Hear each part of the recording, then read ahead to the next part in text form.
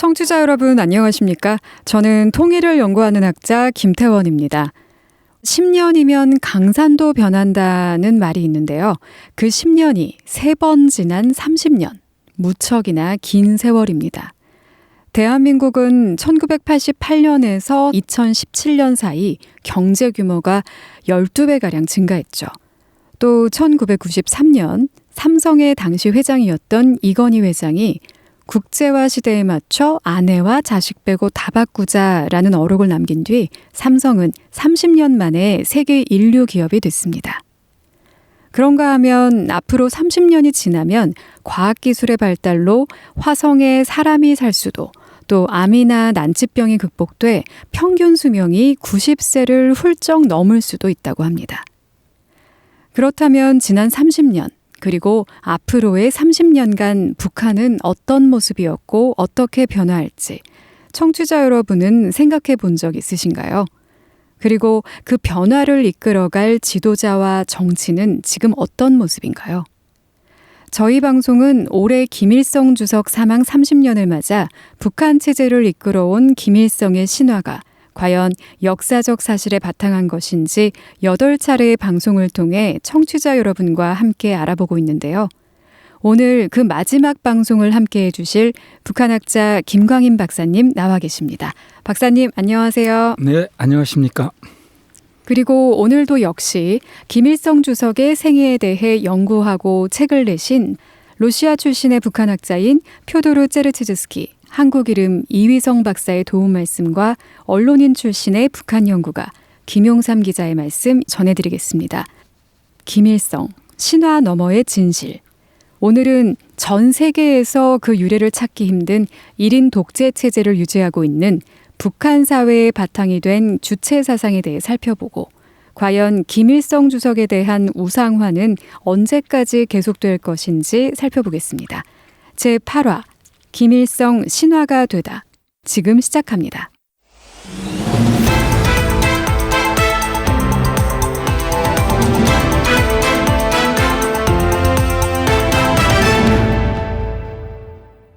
김 박사님, 6.25 전쟁 이후 숙청을 통해 자신의 권력을 강화해가면서 절대 권력자가 되기 시작한 김일성 주석이 이때부터 주체라는 단어를 강조하기 시작합니다. 바로 주체 사상이 등장하기 시작한 건데요. 당시 시대적 배경을 잠시 짚어주시겠어요? 네, 북한은 김일성이 1930년 카룬에 의해서 조선혁명의 진로라는 보고를 했으며 이것이 주체 사상의 기원이라고 주장해 왔습니다. 그리고 김정은 시대에 와서는 1926년 10월에 결성됐다는 타도 제국주의 동맹까지 그 기원을 소급하고 있습니다. 그러나 카룬회의는 실체가 없는 것이고 조선혁명의 진로도 훗날 김일성의 빨산 동료 임춘추가 만들어내는 창작품입니다. 또 타도 제국주의 동맹이 결성됐다는 1926년 10월 당시 김일성은 하성우숙이 있던 화전을 떠난 지 4개월이나 지난 시점이었습니다. 아무튼 김일성은 1955년 12월 28일 사상사업에서 교조주의와 형식주의를 퇴치하고 주체를 확립할 때 대하여 라는 제목의 연설을 했다고 합니다. 단지 제목과 내용에서 주체라는 단어가 몇 차례 나왔을 뿐이지만 이것은 북한의 통치 이념인 주체 사상의 시원이라고 알려져 있습니다. 김일성의 입을 통해 주체라는 단어가 처음 나온 1955년 12월의 시점에 주목해 볼 필요가 있습니다. 당시는 남노단계를 숙청하고 전후복구에 매진하고 있을 때입니다. 이때 노동당 내에서는 향후 경제건설 방향을 놓고 치열한 논쟁이 벌어지고 있었습니다. 당시 연안파는 중국혁명의 경험을 자꾸 들먹이며 중국식을 내세웠고 소련파는 그들대로 소련식을 고집했다고 하죠. 이에 김일성은 우리는 조선혁명을 하는 것이지 중국혁명이나 소련혁명을 하는 것은 아니다라면서 조선식을 강조하는 가운데 주체를 언급했다고 전해지고 있습니다. 요컨대 주체는 김일성이 반대 세력의 도전을 물리치고 1인 독재 체제를 구축하는 과정에서 내세웠던 명분 논리이자 이념적 무기였다고 할 수 있습니다. 이 주체 사상이 무엇인지는 사실 청취자 여러분들도 너무나 잘 알고 계실 텐데요. 그런데 북한의 이런 선전과는 달리 주체 사상은 이런 의도에서 만들어졌다고 합니다. 이휘성 박사와 김용삼 기자의 얘기 차례로 들어보시죠. 주체이라는 단어는 조금 철학적인 말이죠. 여기 핵심 메시지가 무엇입니까? 나는 소련의 부하가 아니다. 이 나라는 나의 것이다. 나는 주체이다. 자주 주체, 정권은 실체가 무엇일까? 독재자가 자기 마음대로 모든 것을 할 수 있는 정권입니다. 그래서 그때 바로 그 김일성 자신의 전체적 독립 싸움의 일부였다고 할 수 있습니다. 쉽게 말하면 주체 사상은 반소련 사상입니다. 처음에는 스탈린의 눈치를 보고 모택동의 눈치를 보다가 전쟁을 치르는 과정에서 이게 아니네 이제 이런 것들이 이제 적나라하게 드러나고 그러니까 등거리 외교를 하기 시작을 했고 등거리 외교를 하면서 얘네들에게 우리가 내세울 수 있는 거는 우리는 누구의 눈치도 안 보고 우리는 우리 주체적으로 살 거야 하는 주체 사상이 이때 처음으로 등장을 하고 이 주체 사상을 앞세워 가지고 자기의 이제 일당 독재 권력을 계속 강화를 하고 이게 오늘날 이제 주체 사상으로 이제 변화된 거죠. 김 박사님, 이 이휘성 박사와 김용삼 기자 두 분 모두 주체 사상이란 것이 소련과 중국의 영향력으로부터 벗어나 독자 노선을 걷기 위한 그런 배경에서 등장했다고 얘기하고 있는데요. 이에 대해서 좀 어떻게 보시나요? 네, 우리는 주체 사상의 기원을 1955년 12월로 보고 있습니다. 하지만 당시에 김일성의 입을 통해 나온 것은 단지 주체라는 말이었습니다. 주체 사상이라는 단어가 공식 등장한 것은 그로부터 7년 뒤인 1962년 12월 19일자 노동신문을 통해서입니다. 막상 주체 사상이라는 용어가 나오기는 했지만 주체 사상이 무엇을 말하는지 그 내용이 일목요연하게 정리된 것은 아니었습니다. 주체 사상이 나름대로 골격을 갖추고 체계적으로 정리된 모습으로 공개된 것은 1982년 3월 김정일의 논문으로 발표된 주체 사상에 대하여에서입니다. 아무튼 그 이전까지 북한에서 말하는 주체 또는 주체 사상의 주요 함의는 반대국주의 내지는 반교조주의로 요약할 수가 있습니다. 그러니까 소련이나 중국과 같은 큰 나라의 힘의 논리에 일방적으로 휘둘리지 않겠다는 것, 또 마르크스 레닌주의를 교조적으로 받아들이지 않고 조선의 현실에 맞게 적용해 나가겠다는 것이었습니다. 이것은 다분히 노동당 내 권력의 한 축을 담당하고 있던 소련파와 연안파를 겨냥한 것이라고 볼 수 있습니다. 게다가 김일성 주석은 사실 주체 사상에 대해서 제대로 이해를 하지도 못했다고 합니다. 이 내용을 전해줄 분이 있는데요. 바로 1980년대 학생운동의 대부로 불렸다가 북한 인권운동가로 전향한 김영환 북한 민주화 네트워크 연구위원입니다. 이분은 서울대학교 학생이던 1980년대에 대한민국에서 주체사상의 교본서를 펴낼 정도로 주체사상과 김일성 주석을 신뢰했다고 합니다. 그러다가 1989년 노동당에 입당하고 북한이 보내준 잠수함을 타고 미릭북해 김일성 주석을 독대했다고 하는데요. 그의 증언을 들어보겠습니다. 북한의 주체사상 전문가들하고 이틀에 걸쳐서 어떤 여러 가지 토론을 많이 해봤는데 전혀 얘기 안 통합니다. 그리고 김일성하고도 만나는데 김일성도 역시 자신이 항일 빨주산 활동을 했을 때의 그런 사고방식 이념에서 그대로 화석화되어서 더 이상 발전하지 않는 상태에 있었습니다. 그리고 김일성과 주체사상과 관련된 논의를 토론을 해보고 싶었지만 김일성은 주체사상의 기본 논리 구조나 기본 개념에 대해서도 잘 이해를 하지 못합니다. 그러니까 자신이 직접 만난 김일성 주석은 주체 사상의 기본 개념조차도 제대로 이해하지 못하고 있었다는 말인데요. 김영환 연구위원은 이렇게 북한과 김일성 주석에 대한 진실을 알고 난 뒤 북한 민주화를 위해 활동하는 운동가가 됐습니다. 청취자 여러분들에겐 정말 놀라운 얘기일 것 같은데요. 김 박사님, 북한에서 수령은 사상 이론의 대가라고 합니다. 그런데 이런 김일성 주석이 주체 사상을 이해 못했다면 북한의 주장처럼 주체 사상을 창시했다고 보기는 어려울 것 같아요. 어떻게 생각하세요? 네, 북한에서 김일성은 단순히 총비서나 주석 등의 직함으로 상징되는 정치적 지도자 이상의 위대한 수령으로 자리매김되고 있습니다. 북한에서 수령은 인민생활의 일상적이고 사소한 문제에서부터 중요한 당의 정책과 노선에 이르기까지 모두 다 배워주시고 가르치시는 것이 북한의 수령입니다. 그래서 북한에서는 수령은 백가전서적 인물로 묘사되고 있습니다. 무엇보다도 혁명의 지도사상, 지도이론을 창시하는 위대한 사상이론가로 규정되고 있습니다. 이것은 김일성이 실제로 주체사상을 창시했느냐 여부와 상관없이 그가 마땅히 주체사상의 창시자가 되어야 한다는 것을 의미합니다. 최고 권력자가 그렇다고 하면 그런 것이지 거기에 의심을 품거나 토를 달아서는 안 되는 것이 북한의 현실 아니겠습니까? 네. 그리고 이휘성 박사도 김일성 주석이 주체 사상을 창시했다고 보기는 어렵다고 말합니다. 들어보시죠. 이 주체에 대한 단어를 이렇게 전체적으로 사용하자고 한 사람은 김찬만이라는 사람입니다. 원래 단춘원의회 부위원장으로 지낸 그 사람은 60년대 나중에 숙청되었습니다. 김찬만이 숙청한 후에 이 사상을 제대로 설명할 수 있는 사람도 존재하지 않았습니다. 네. 그런데 이런 주체 사상을 통해 김일성 주석은 북한에서 신적인 존재가 됐습니다.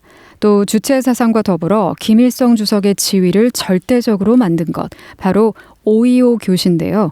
박사님, 이 5.25 교시가 발표된 1967년 이후 북한 사회가 굉장히 크게 변화했다고요. 먼저 5.25 교시가 무엇인지부터 잠시 설명해 주세요. 네, 5.25 교시라는 것은 1967년 5월 25일 김일성이 당 사상사업부문 일꾼들 앞에서 행한 당면한 당 선전사업 방향에 대하여라는 제목의 연설을 말합니다. 이 교시는 갑38을 숙청한 무대인 당 중앙위원회 제4기 15차 전원회의 직후에 나왔습니다. 여기에서 수령에 대한 충성과 효성을 규범화하여 신정체제의 세계관을 이루는 혁명적 수령관의 개념이 제시되어 있다고 합니다. 이 사건을 거치면서 북한 체제는 종래와는 전혀 다른 성격의 체제로 전환하게 되는데 이제 북한에서 김일성은 단순히 노동당 중앙위원회 총비서와 내각수상이라는 정치 지도자의 지위에서 벗어나 당과 정부, 군대는 물론 전체 사회를 아우르는 신적 존재로 새롭게 규정됩니다. 여기서 한 가지 흥미로운 것은 오늘날 북한이 내놓고 있는 공식 간행물이나 출판물에서 5.25 교시의 흔적을 찾기 어렵다는 것입니다. 김일성의 각종 노작을 연대순으로 편집해 놓은 김일성 저작집과 정치사전, 그리고 김일성 동지 저작 목록 등에서 5.25 교시의 내용 전문은 물론이고 그 제목조차 확인되지 않고 있는 것입니다. 북한 당국도 이 교시를 안팎에 공개하는 것이 어쭙지 않다는 것을 알고 있기 때문인 것으로 보입니다. 박사님 말씀을 들어보니 5.25 교시가 김일성의 1인 독재 체제를 만든 북한판 공산주의 선언이다, 이런 생각이 드는데요. 러시아 출신 북한학자 이휘성 박사는 5.25 교시를 이렇게 평가합니다. 그 5.25 교시 이후에 바로 유일 사상 체계 시대가 개막했고 그리고 현재까지 유지해왔다고 할 수 있습니다. 현재 조선민주주의인민공화국이 태어난 날은 67년 5월 25일이라고 할 수 있다고 생각합니다. 결국 5.25 교시가 지금의 북한을 만들었다, 이런 얘기였는데요. 5.25 교시 이후에 북한에서 나온 여러 책들과 교과서, 선전매체 등에 실린 내용들, 그리고 지금까지 저희가 방송을 통해서 짚어본 김일성 주석에 대한 조작된 내용들 역시 유일사상 체계로 인한 과도한 우상숭배 때문이라고 이휘성 박사는 지적합니다. 유일사상 체계는 아마 전체 이북사상조인의 제일 무서운 것이죠. 왜냐하면 모든 것은 김일성으로부터 나오고 모든 사람들은 김일성에 복종해야 한다는 어떤 개인의 자유를 부인하는 개념이잖아요. 사람을 인간보다는 김일성에 복종하는 존재로 만드는 사상이잖아요. 사실은 그 70년대 그때 당시에 모든 것의 핵심은 김일성 선배였던 것 같습니다. 경제에서도 그 정치에서도 그 사상에서도 모든 것은 김일성 숭배를 위하여라는 거죠. 그런데요, 박사님, 이렇게 김일성 주석을 우상화하는 데 있어서 김일성 주석의 아들 김정일 국방위원장의 역할이 꽤나 컸었다고요? 네, 김정일은 1974년 2월 노동당 중앙위원회 제5기 8차 전원회의에서 당 중앙위원회 정치위원회 보임됨으로써 김일성의 유일한 후계자로 공식 지명됩니다. 김정일은 후계자로 지명된 일주일 뒤인 2월 19일 온 사회의 김일성주의화를 선언합니다. 김정일이 온 사회의 김일성주의화를 당의 최고 강령으로 선포함으로써 김일성주의 곧 주체사상이 마르크스 레닌주의를 제치고 북한의 지도사상, 지도 이념으로 발돋움하게 되었습니다. 김정일은 두 달 뒤인 4월 14일 김일성의 62회 생일을 맞아 전당과 온 사회의 유일사상 체계를 더욱 튼튼히 세우자라는 제목의 연설을 합니다. 그는 이 연설에서 기존 당의 유일사상 체계 확립의 10대 원칙을 보강해 제시하고 재토의 사업을 대대적으로 전개합니다. 이 10대 원칙은 수령인 김일성을 신격화하고 그의 권위를 절대화하는 것에 초점이 맞춰져 있습니다. 김정일은 당 중앙위원회 선전선동부에서 몸을 담고 김일성의 신격화와 자기 집안을 신성가족으로 떠받드는 가계 우상화를 적극 추진합니다. 이로써 김일성 곧 수령은 정치 지도자의 지위를 넘어 종교 지도자의 권능까지 부여받게 되었습니다. 북한의 수령 체제에 신정체제적 성격이 담겨 있다고 말하는 이유가 여기에 있습니다. 네, 이렇게 김정일 위원장이 등장하며 당시 우상화 선전물이 눈에 띄게 늘었다는 증언도 있는데요. 1980년대에서 90년대 사이 북한군에 있으면서 탈북한 김성민 씨의 얘기 한번 들어보시죠. 내 기억이 지금 생생한 게 우리 김일성 동상 제막세 갈 때 그걸 보겠다가 아파트 옥상에 바닥바닥 올라갔던 생각이 나는데 그때 당시 꽤나 바람직한 구경거리였고요. 그 후에 김정일의 지위가 올라감에 따라서 많은 건물들이 생겼죠. 세상에서 제일 높다는 주체사상탑이 건립됐고 세계에서 최고의 미술작품이라고 주체사상탑이 그냥 탑만이 아니라 그 옆에 군상들이 쫙 있어요. 그 군상들 그 앞에 60m의 분수 아사에서 최초라 그랬다고 그때 제일 높은 그리고 세계에서 제일 높았더라는 개선문, 김일성 광장, 오일 경기장 이런 것들이 다 김정일의 업적으로 만들어진 거죠. 심지어 1994년 김일성 주석이 사망한 시기에 북한에 건설된 우상화물이 무려 8만 7천 개라는 통계도 있다고 합니다. 손광주 전 데일리 NK 이사장 얘기 듣고 오겠습니다. 김정일은 후계자로서의 지위를 더욱더 공고히 하기 위해서 1974년부터 본격적으로 김일성 우상화를 작업을 벌이게 됩니다. 그 결과 북한 전역에 김일성 우상화물이 8만 7천 개가 있습니다. 이 통계는 김일성 사망 당시의 통계입니다. 그러니까 전국에 흩어진 김일성 동상, 혁명 사적지, 기념관 이런 걸 다 합쳐서 8만 7천 개인데 이 8만 7천 개 건축물 외에도 얼마나 많겠습니까? 초상화만 하더라도 그게 북한 전역에 얼마나 많겠습니까? 정리해보자면 김정일 위원장이 후계자로 내정된 이후 아버지 김일성을 우상화하는 데 더욱더 열을 올렸고 그렇게 김일성 주석은 살아있을 때도 그리고 사망 이후에도 계속 신적인 존재로 북한에 큰 영향을 미치고 있는 걸로 보입니다. 김광인 박사님, 그렇다면 김정일 위원장이 이렇게 아버지의 우상화에 공을 들인 이유는 뭘까요? 네, 김정일의 권력 승계는 누가 뭐라 해도 세습 승계임을 부인할 수 없습니다. 그 자신은 김일성의 아들이어서가 아니라 본인이 위대한 인물이어서 승계했다고 극구 강변해 왔습니다. 그래서 자신의 승계를 합리화하기 위해 여러 가지 우상화 작업을 구사했습니다. 그중 하나는 아버지 김일성에 대한 신격화와 자기 집안을 신성 가문으로 둔갑시키는 것이었습니다. 그렇게 함으로써 주민들에게 그 아버지의 그 아들 또는 혁명가 집안의 자식이라는 인식을 은연중에 심어주려 했던 것입니다. 또 다른 하나는 주민들에게 각종 사상교양을 지속적으로 전개하여 사람들의 생각을 뿌리째 바꿔놓는 것입니다. 그 사상교양의 핵심이 바로 위대성 교양이었습니다.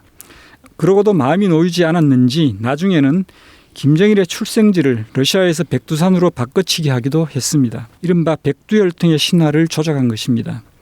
김정일이 1942년이 아닌 41년 2월 백두산이 아닌 러시아 연해주 우수리스크 근처의 병령에서 태어났다는 것은 러시아와 중국 등에서도 인정하는 사실입니다. 네, 세습만으로는 권력의 정통성이 약하다고 생각했던 이 김정일 위원장이 아버지의 우상화에 집착했고 김일성 주석 또한 백두혈통의 신화를 만들어내기 위해 역사를 조작했다는 얘기 해주셨는데요. 이휘성 박사는 심지어 이런 얘기까지 합니다. 그리고 세습에 대해서 사실 북조선에서도 이게 매우 안 좋은 제도였던 사실을 다 인정했습니다. 공산주의권에서 그 세습 제도는 가장 반동적이고 가장 그 봉건사회에서만 존재할 수 있는 제도라고 생각하죠. 하지만 북조선에서 그런 제도를 만든 사람은 김일성이었습니다. 김일성도 역시 반동 분자가 아닐까 생각하게 됩니다. 이휘성 박사가 무척 강한 어조로 세습 정권을 만든 김일성 주석은 공산주의에서 말하는 반동분자와 다름없다는 얘기를 했습니다. 그만큼 김일성 주석이 전 세계에 유례없고 또 기이한 봉건 세습 정권을 만든 책임자라는 그런 말일 텐데요. 세습은 현재 진행형입니다. 김정은 국무위원장의 딸 김주애 양이 등장하며 4대 세습의 움직임마저 보이고 있기 때문이죠. 김용삼 기자의 얘기입니다. 오늘날 북한은 한마디로 얘기하면 조선왕조의 현대판 버전이에요. 김일성이가 만들어낸 이 시스템은 그 조선시대에 조선왕을 이씨들이 해먹던 걸 김씨가 해서 핏줄로 해가지고 내 아들, 내 손자로 이제 계속 혈통이 이어지는데 그걸 백두혈통이다라고 이제 갖다 붙인 거고. 그리고 뭐 주체사상이라는 걸 만들어내가지고 주체사상을 지금 종교로까지 승화를 시켜놨잖아요. 그러한 그 이 신정국가 체제를 만들어놨기 때문에 이 체제가 근본적으로 뒤집어지지 않는 한은 김일성의 영향력은 앞으로 계속될 거라고요. 앞으로 그러면은 북한의 지도자는 누가 될 거냐? 지금 저 김정은이 딸이 계속 지금 노출시키고 있잖아요. 근데 이제 그때까지 이제 존속을 할 거냐 안 할 거냐 하는 거는 뭐 별개의 문제라고 치고 저 체제가 유지되는 한은 김일성이라는 이름은 영생불멸할 것이다. 북한의 체제가 변하지 않는다면 김일성이라는 신화도 불멸할 것이라는 김용삼 기자의 얘기였습니다. 이 얘기가 그저 어둡게만 다가오는 이유는 그동안 김일성 신화의 그늘 속에 있던 북한 주민들의 삶이 어땠는지 제가 감히 조금이나마 알고 있기 때문입니다. 수령의 그림자는 그가 죽은 후에도 계속 북한 주민들을 올감했습니다. 북한은 김일성 주석의 시신을 안치하기 위한 목적으로 주석궁을 확장 개조하는 작업을 단행하는데 이 공사에 투입된 돈이 무려 8억 9천만 달러라고 합니다. 이 돈의 3분의 1만 절약했어도 당시 300만 명의 북한 주민이 굶어 죽는 사태는 막을 수 있었을 거라고 하죠. 김광인 박사님, 저희 방송을 갈무리하는 마지막 질문입니다. 허구의 신화를 지키느라 더는 북한 주민들이 고통받는 일이 없도록 북한 주민들이 왜곡과 과장으로 점철된 김일성 신화에서 벗어나려면 어떻게 해야 할까요? 네, 참 어려운 얘기입니다. 오늘날 가공된 김일성의 신화, 백두혈통의 망령이 북녘의 하늘을 뒤덮고 있습니다. 북녘 동포들은 눈과 귀를 틀어막힌 채 신화와 망령 속에 잠겨 있습니다. 이것은 북녘 동포들의 잘못이 아닙니다. 그들은 그저 그 땅에서 태어나고 자랐을 뿐입니다. 이제 북녘 동포들도 깨어날 때가 되었습니다. 어려운 일이지만 더 이상 거짓 선전과 선동에 속지 말고 스스로를 일깨워야 합니다. 우리 남녘의 형제 자매들도 북녘 동포들이 어둡고 긴 잠에서 깨어날 수 있도록 그들에게 바깥 세상의 소식을 지속적으로 전해야 합니다. 남과 북의 주민이 뜨겁게 손잡고 웃을 수 있는 날이 하루빨리 다가오기를 기원합니다.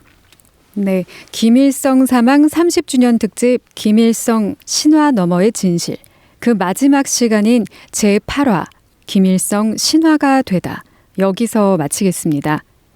저희가 지난 1화부터 8화까지 김일성의 발자취를 따라가며 결국 김일성의 신화는 허구이고 이 허구의 신화 때문에 북한 주민 여러분들의 힘든 삶이 오랜 세월 지속되고 있는 점을 짚어봤는데요. 쉽게 믿기 힘든 이야기를 전해드렸기 때문에 청취자 여러분들이 어떻게 들으셨을지 더욱 궁금합니다. 그동안 어려운 이야기들을 알기 쉽게 자세히 풀어서 설명해 주신 김광인 박사님 감사합니다. 네, 감사합니다.